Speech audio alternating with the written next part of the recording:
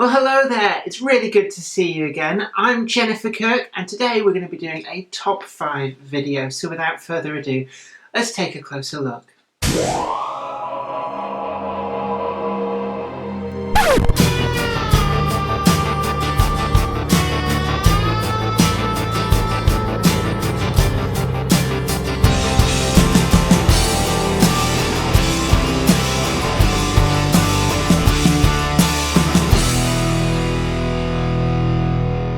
What we've got here today is the top 5 pre-grouping models available ready to run in 00. And there's actually becoming more and more of these available to choose from. Way back when, it was a lot harder. There was a much poorer choice. And in fact, I think for the most part, you were left with Hornby X-Daypole's venerable Terrier 060 tank locomotive, which is getting a bit long in the tooth. But certainly it came out in a wealth of pre-grouping liveries, which was always nice to see. But then the likes of Bachmann got on board with providing these locomotives in a pre-grouping livery. And for my number 5 slot, I've actually picked something which is probably one of the earlier Bachmann ready-to-run pre-grouping liveries. And this is the Mansell N Class. But in its original South Eastern and Chatham Railway austerity grey livery. Now, these locomotives came out of works towards the end of the pre-grouping period, so they never got the ornate South Eastern and Chatham Railway livery.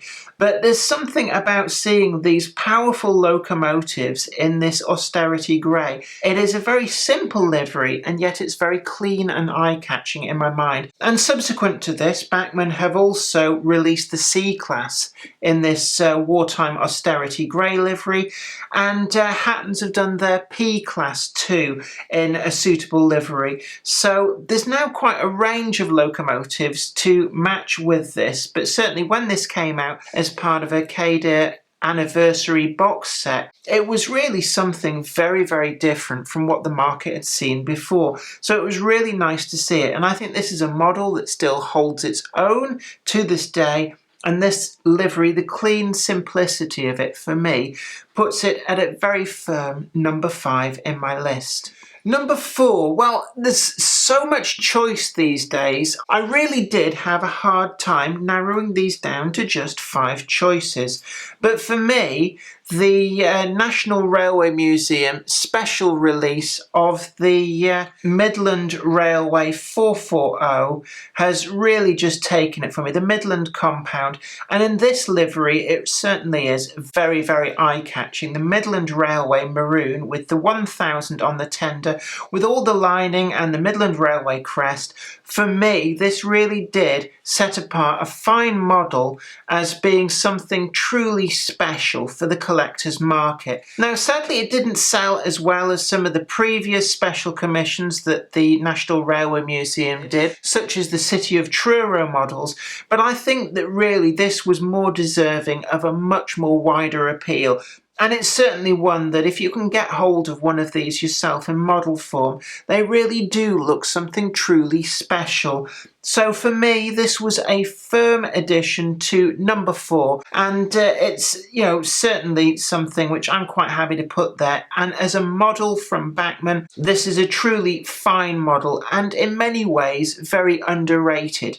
You can pick them up in their later LMS and also BR livery for quite a knockdown price from some of the box shifters these days. And actually, I think that that is undeserved of the model. The model deserves a much wider audience. It deserves a much wider buyer base, and certainly if you don't have one of these models in your collection, you could do no wrong by getting yourself one of these. And like I said, available out there still at a really good price, so you'd be rude not to, is my opinion. So a very firm number 4. For number 3, I was again spoilt for choice, but this recent edition from Daypole makes an entry here. When I got this from the Daypole Collectors Club, the livery just blew me away. It was the deal breaker for me, and you can look at my box opening and review for this, and also the extended running session that I did. This model I can't fault at any level. The model itself is very, very well built. The detail is brilliant, but this livery, this ready-to-run pre-grouping livery, really did make it stand out so well for me. So we've got this London and South Western Railway pea green livery.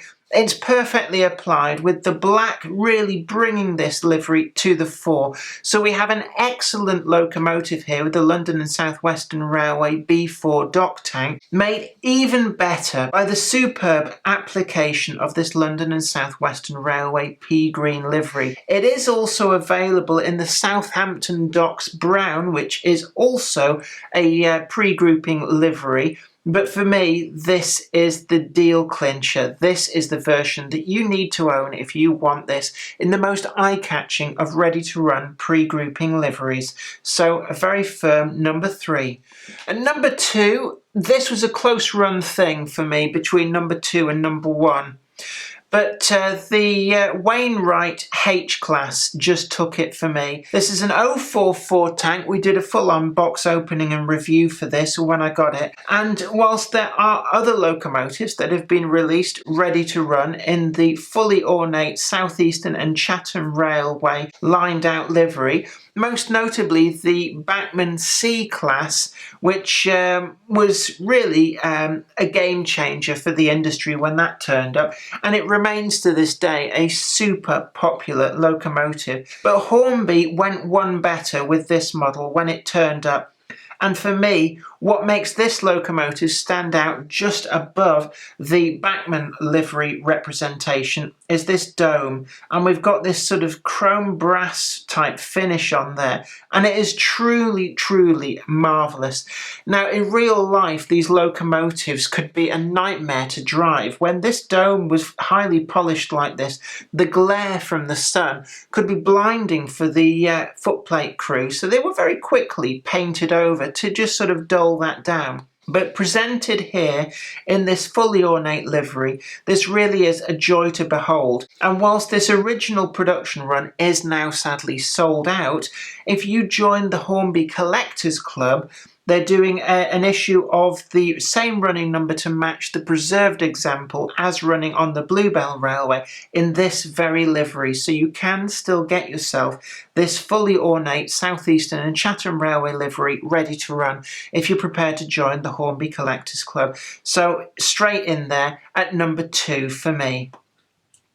Now, I have to add here at this that you might not agree with me on my top 5 choices. So if you have a different choice, I'd love to hear from you in the comments down below. So leave your choices there and we can compare them with everybody else. And I really look forward to seeing those. Also, if you agree with my top 5 choices, I'd love to hear from you also. And it's always nice to get these interactions from those of you watching these videos. But what of my number 1 choice? What could it be? There's so many choices now ready to run. We're spoilt for choice. In the last 10 years, we've seen it go from nearly nothing to really so many. And this might actually be considered by some of you to be quite a surprising choice. I've picked the Hornby Peckett, but not in any of the conventional railway company liveries. No, I've gone for the Huntley and Palmer's blue livery here.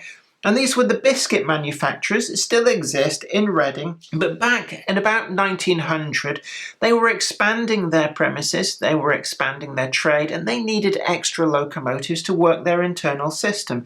So they went to Peckett and they bought 2 W4 locomotives with consecutive work numbers, and they became lettered up as numbers C and D, well, letters C and D, in their internal fleet. They already had locomotives A and B, so these were added to the fleet, but being from 1900, these locomotives do fit technically into the pre-grouping period, and indeed ran for 23 years in this livery before the grouping. So I'm going to include this into my pre-grouping ready-to-run list, and for me, this livery is so striking, it blew so many people away when this locomotive was released that they sold out to pre-order.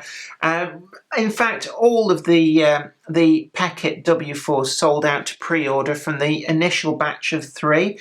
And this particular livery proved so popular that Holmby is actually tooling up to produce, I think it's coming out in about May 2019, the Locomotive C as a special pack with 3 wagons, and I've actually got that on pre-order. So if you haven't already pre-ordered that already, I'm not really normally a firm advocate of pre-ordering, but I would suggest to you that if you missed out, especially with this particular version in the first batch and are regretting that, get yourself this pre-ordered.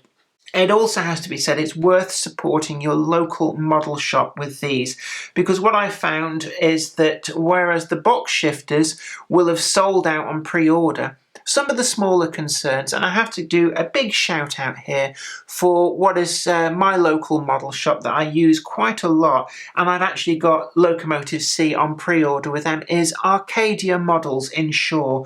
Now, I'm not affiliated with Arcadia Models in any way, but Tim there is really, really good, and he does a very favourable pre-order price. So I'm more than happy to put in a quick plug for you there, Tim, and say that if you're struggling to find these locomotives on pre-order anywhere else, it's worth giving Tim a quick call, and he may have some unallocated ones in his order books that he'd be able to put you down for. So well worth it. But this particular livery for me it blew me out of the water. It was another game changer on many levels when Hornby brought out this locomotive, because it kind of introduced the ready-to-run market to proper industrial locomotives, but in these really ornate liveries that a lot of modelers may not necessarily have really quite realised that used to be out there across industries. So this, for me, made it into the #1 slot, and deservedly so. Well, I hope that's been really good for you, and also don't forget to leave a comment in the comments as well if you agree or even disagree with my top 5 list. It'd be really good to hear from you. But until next time, you take very, very good care of yourself, and thanks again for watching, and bye for now. Today's video has been brought to you in part thanks to the generous donation of my fans on Patreon, and a special huge thanks goes out to Anthony Kidson, Mark Anthony, Michael Churchwood, Mark McShane, and Bob 310. If you'd like to help support the show, head on over to patreon.com/Jennifer Kirk. Thank you. Today's video has been brought to you by my books, Bringing Home the Stars, Twinkle Little Star, and also you can get the complete comic collections of All Over the House, Books 1, Books 2, and also the wacky zany Life of Knobty Mouse. Thanks, and catch you later.